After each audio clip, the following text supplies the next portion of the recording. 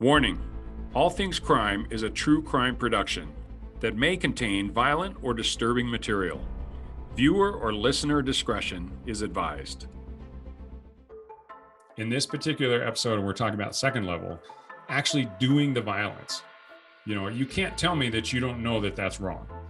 In your heart, if you are conducting that kind of violence, you can't tell me you don't know that's wrong. I think there's a spirit in each one of us. There's a spark in each one of us that is placed there by God, and it tells us in our hearts. And prior to absolutely doing, it's hard to imagine what would actually be required to fully extinguish that spark and to become as evil as some of the third level of evil types. As you're actually conducting those kind of evil acts, raping a young girl or something, you can't tell me you don't know that's wrong.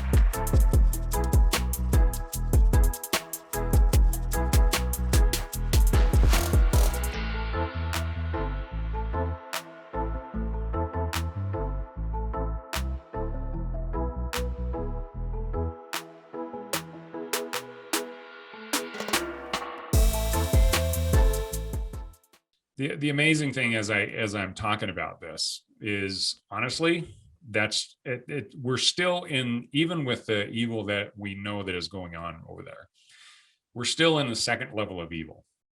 And it gets worse. So but let's talk about it. It's not just Afghanistan. I'm also seeing pictures of a lot of in fact, I saw one picture in particular that it was an aircraft full of these Afghanistan refugees, and it was all men. I couldn't see one woman or child in any of the seats that I could see in that picture. Now, I understand they separate the men and the women.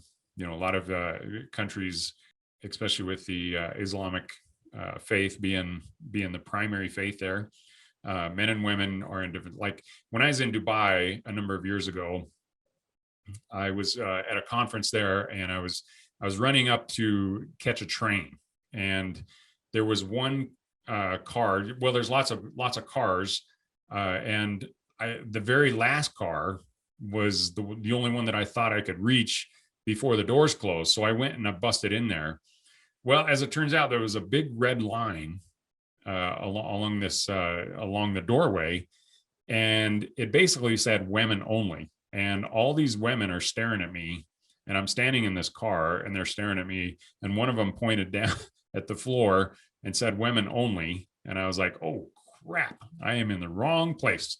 So fortunately, I was able to jump out of there and run up to the next car and cram my way into that one. And that one's like totally full. So there seemed to be lots of room in the women's car because not very many of the women were on there. But it was the last car, and there was only one car, and the rest, all the other cars were full. And it was all the men, especially there was a ton of men from Bangladesh there that were working, construction. Like Dubai is, that's insane amount of construction. But anyway, the men and women are separate. So back to this aircraft, there's no women on there. And so maybe that's the reason, but I haven't seen any pictures of any aircraft full of women and children. And so that, it makes me think, if all of these men have, or even if some of them, any of them, I'll tell you this right now, as a dad and as a husband, and as just an American man, a veteran, I have fairly conservative values. I'm family oriented. I'll tell you right now, any man that I find or that I hear of that abandoned his wife and children, and maybe there are none, and I pray that there are no men that left Afghanistan that left their wives and children behind, because to me that is the ultimate coward. And frankly, I don't want any man like that in my country, and let alone in my neighborhood or city. So I honestly, I hope they're not there, but that's yet to be seen. But So this, like I said, Afghanistan's not the only place where a lot of this, evil is happening. I mean, we can go back in history. We don't want to totally relive history here, but let's think about in Africa. All the crazy things that we've heard from. For example, there was that school. I think this is back in 2012 or something like that. So maybe 8 or 10 years ago, where 300 plus girls were taken from a school into the jungle. I think I don't know if it was Nairobi or Congo or what country that was in, but these guys just come up and they basically steal a bunch of young girls, and you can imagine what happened to those young girls. That is an absolute second level of evil, and it's got a little asterisk on it because, again, that's pretty elevated there. I know in South Africa, love South Africa. What a gorgeous country. I've been there several times and fantastic people there. I know a lot of, or not a lot, but I've met a number of law enforcement there, and the crime lab people. Love those people. But it's insane. You're starting to hear some things like white farmers are killed just because they're white, and people are taking their farms. There's lots of racial injustice and racial violence. It has been for eons since the beginning of man. People are different, and so, but it doesn't make it right on any direction. Whether it's violence against whites or violence against blacks or violence against Hispanics or any other violence against Indians. None of that is right to have any kind of violence like that against somebody specifically for their skin color or gender or anything else like that. But it's happening. It needs to be stopped, because that is a level of evil that that kind of hatred. If you think about it, the way that some people divide other people, and actually the when people are doing the division and they're motivating others, that's actually the third level. And so we're going to talk about that in the next episode. But in this particular episode, we're talking about second level, actually doing the violence. You can't tell me that you don't know that that's wrong. In your heart, if you are conducting that kind of violence, you can't tell me you don't know that's wrong. I think there's a spirit in each one of us. There's a spark in each one of us that is placed there by God, and it tells us in our hearts. And prior to absolutely doing, it's hard to imagine what would actually be required to fully extinguish that spark and to become as evil as some of the third level of evil types. As you're actually conducting those kind of evil acts, raping a young girl or something, you can't tell me you don't know that's wrong. It's just you're allowing justification in your mind and the lust of the flesh and all of that to do it. And anyway, again, guys, I know as you're listening to this and you're thinking about it, many of you cannot even comprehend it. But it exists. We're seeing it, and we have to be aware of it. And that's why we're talking about it, because if we don't talk about it, even as hard as it is, and recognize it, we can't stop it. There's been, a lot of really smart guys in the past that have said something to the effect of all that evil needs in order to reign its terror, basically, is for good men to do nothing. And the first step in understanding what the good men need to do is to recognize the evil. And that's why we're talking about this, because it's there.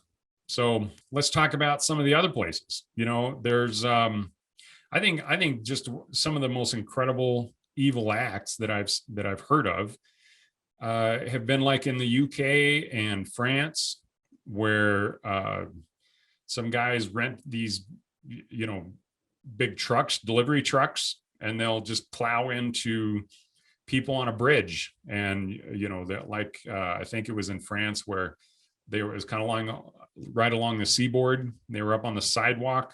There's nowhere for the people to go. And, it killed like 50 people or something like that.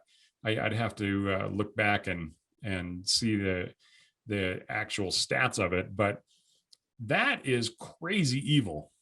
Now, whatever it takes to, put it in that person's mind that that's okay when that person's actually doing it. I don't know if their spark is just extinguished, but that's a level of evil. That's the second level of evil. Again, doing that act, that is depriving people of their lives and injuring people. It's like that. Yeah. Okay. The Madrid bombing, when some guy set a bomb off in the subway. So these people are trapped in the subway and bomb goes off. Yeah. Evil. But, we can go back in history. You look at Saigon, it just has a lot of similarities to what's going on right now in Afghanistan. When the U.S. pulled out of South Vietnam and the North Vietnamese were started taking over there, they, if anybody was working with the Americans, they killed them. And, that, again, that's another reason why people were fleeing the embassy. And we see a lot of the same things happening right now, which, again, that wasn't that long ago. That was like, when was Vietnam? 67. So 50 years ago or 70, actually 72, 73, I think is when it's like 75. So I was like 40 some years ago. How is it that we have forgotten so quickly? And again, part of that is because there's some people that want to erase history. They don't want what is happening right now to be compared with the embassy evacuation of Saigon. And I can fully understand why, but it doesn't mean that it's not the right thing to do. And it doesn't mean that what's happening isn't just absolutely wrong. And these guys in Washington, D.C. need to figure it out, because leaving those people, I'm kind of regressing back to Afghanistan, but leaving those people, especially the interpreters that have helped the U.S. forces over there for the last 20 years, to just abandon them after we've promised them, if they helped us and helped, interpret and get along with, all the other chiefs and stuff for relationship purposes, to just abandon those people after we promised them that we would keep them safe and maybe bring them to the U.S. To just abandon them that is just sickening. I am really, really worried about the stories that I think we're going to start hearing. Well, we've already seen videos of people just dead in the streets. So the Taliban have started going house to house, searching for people that have worked with the Americans. I saw a headline of a woman mayor. So she was the first female mayor in all of Afghanistan. She said she's holed up in her apartment with her family, waiting to be executed. We talk about the advancement of women and becoming CEOs and all that kind of stuff here in America. This woman, I'm sure, had the same ambitions, becomes a mayor, and she is now going to be executed because she dared to step out and become a leader. And I'm sure she's educated, and that's a sin too. And that's all right. So, we can't, history is what it is. And, but we can learn from it. There's so many things that we can learn from in history. And, I served my proselyting mission in Japan. So I love the Japanese people. So this is not condemning the Japanese people that I know and love. But prior to and during World War II, you cannot get away from the fact that the Japanese imperialistic Japanese regime there killed millions of people. And the rape and the carnage that was going on in Mongolia and China and that area, brutal. Second level of evil, way high in that category. That's a tough one, But then we start getting into Germany, and during World War II and prior to that, it doesn't get much closer to the third level of evil. You're still in a second level of evil category, but when you're targeting a specific race, the Jews, and targeting them for extermination and blaming all the world's problems on them and targeting them for extermination, yeah, that is some serious evil right there. And we all know it. Now, again, trying to erase what happened, that's wrong too. And you could probably even justify calling that evil, because why would anybody want to erase an event where people can learn and people can not repeat those mistakes? And I don't, that part I don't really understand. All right,